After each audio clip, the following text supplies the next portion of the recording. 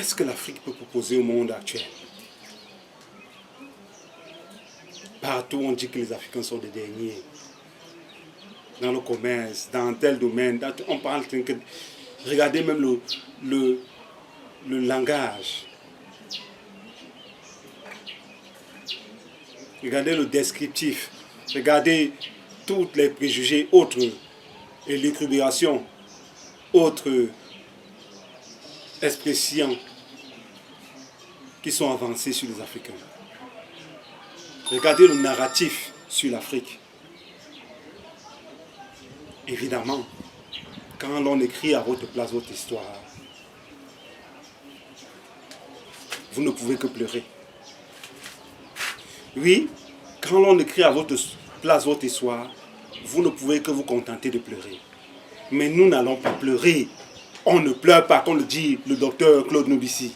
On ne pleure pas. Oui, on ne pleure pas. La vidéo d'aujourd'hui s'intitule « Les nouveaux paradigmes que l'Afrique peut proposer au monde ». Oui, bienvenue sur Africa Light. Vous êtes avec John Bapou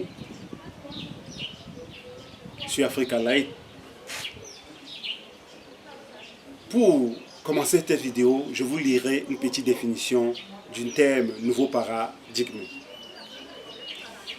Le nouveau paradigme est une expression de la seconde moitié du XXe siècle et du début du XXIe siècle, utilisé par des auteurs populaires et notamment vulgarisé dans les magazines invitant à une nouvelle manière de voir, à une nouvelle façon de faire. Ça, c'est une définition qui vient du Wikipédia. Oui, invitant à une nouvelle représentation du monde dans les domaines les plus divers, management, alimentaire, économie, religion, société. Le concept a été abondamment repris dans le courant du New Age. Oui, cette vision du terme, du mot composé nouveau paradigme est très proche du New Age.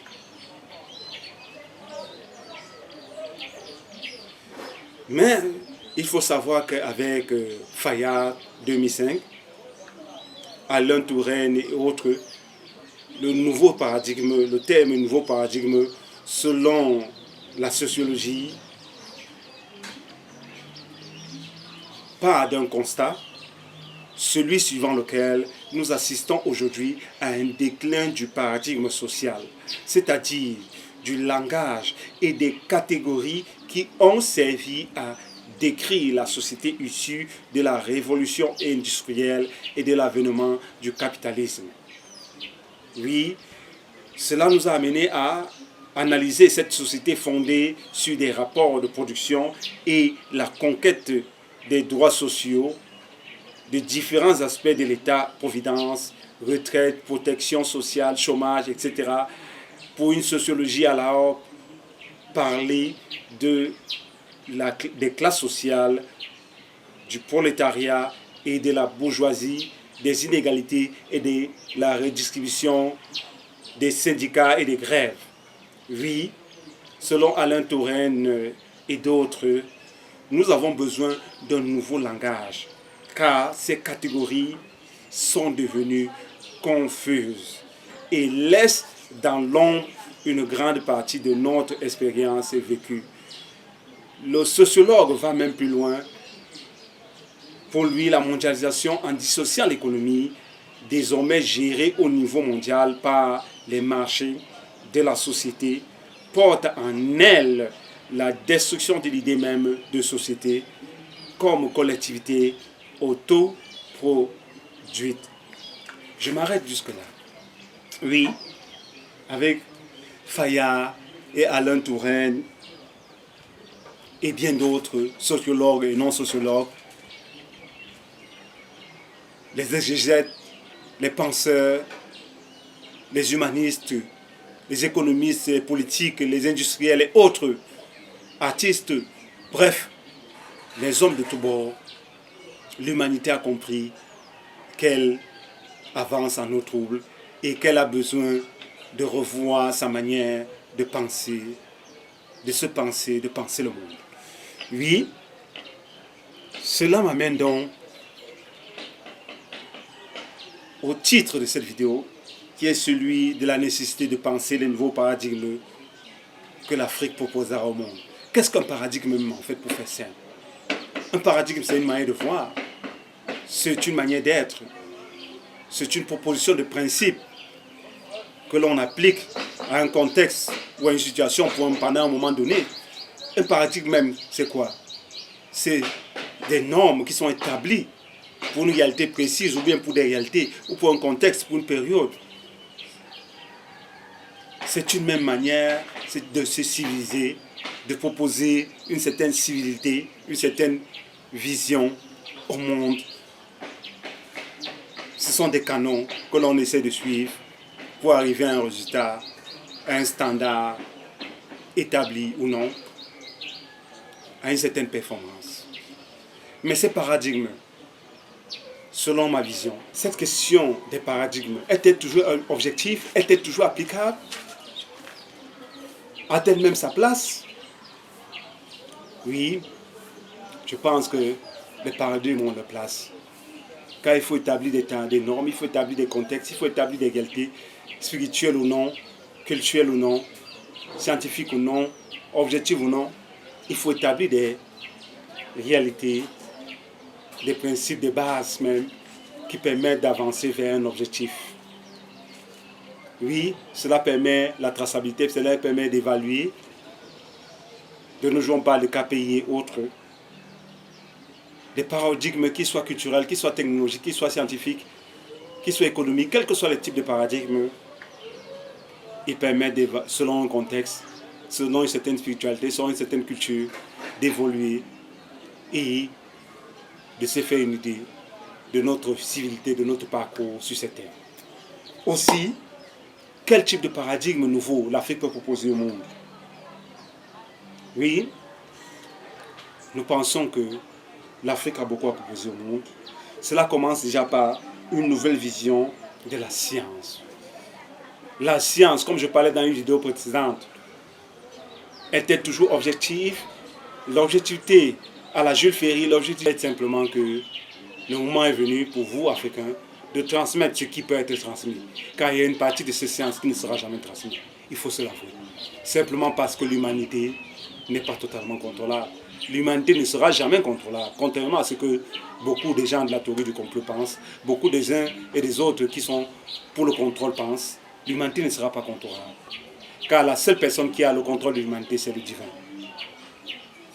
Oui, le seul qui a le contrôle de l'humanité, c'est le divin. Le divin, l'esprit supérieur, Papa Nsi, Papa Yahweh, God, comme on dit tantôt, Seigneur Tout-Puissant, est le seul qui a le contrôle. En deuxième lieu, proposer de nouveaux paradigmes africains au monde, pour le bien du monde et de l'humanité, pour le bien de l'Afrique, du monde et de l'humanité,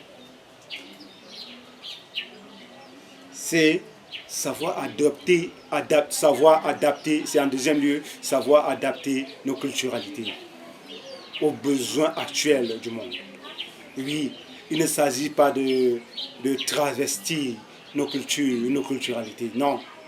Mais il s'agit d'adapter certains pans de nos cultures. Je prends un exemple sur le plan architectural, où les formes des cônes, les formes des arbres, les formes de ceci ou cela, sur le plan même artistique, sur le plan même industriel, et sur le plan scientifique, sur le plan médical.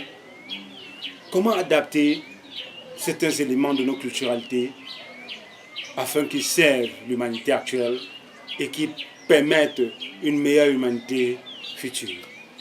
Je sais que c'est un peu trop se donner du pouvoir, mais c'est de ça qu'il s'agit. L'Afrique ne se donne pas trop de pouvoir. Il s'agit simplement de partir de l'ancrage passé pour proposer des choses nouvelles. Par exemple, la flèche. À quoi est-elle due? C'est une inspiration qui est due à la forme des vagues, mais aussi aux cônes et à la possibilité d'ancrer, d'happer le poisson. Et les pêcheurs ont donc créé ces formes. Certains disent que c'est de là même que sont partis les nombres, je n'en sais rien.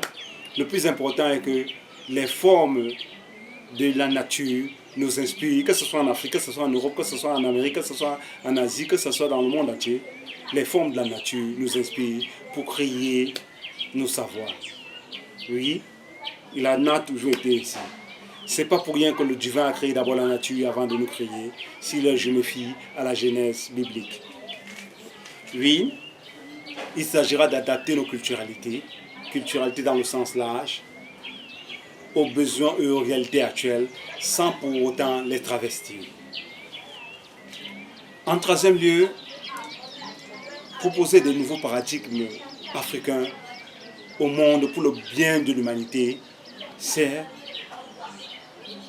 proposer nos savoirs précieux, anciens, à l'humanité. À ce niveau, la question est délicate. Comme je l'ai dit un peu plus tôt, quand il s'agit de voir quelle est la marge de manœuvre que nous avons, qu'est-ce qui peut être contrôlé, qu'est-ce qui peut ne pas être contrôlé.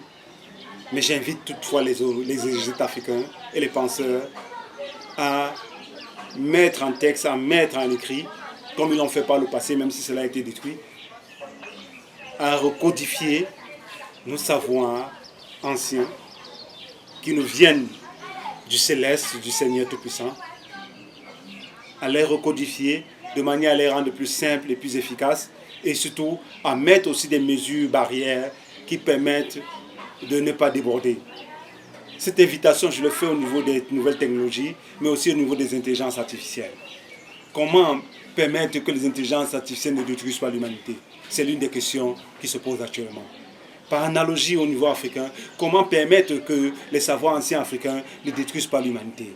Comment permettre que ces savoirs anciens construisent une humanité meilleure, une humanité équilibrée? Répondre à ces questions permettra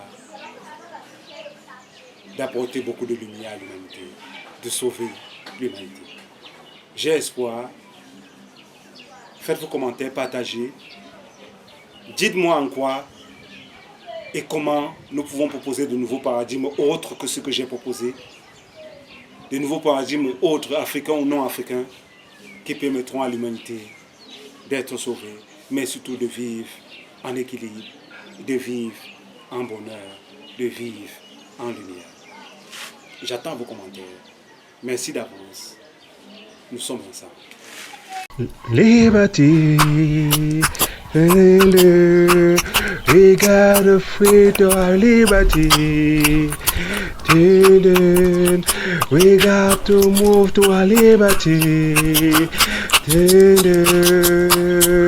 We gotta come out song. Oh God, the movement. We got to move to our liberty.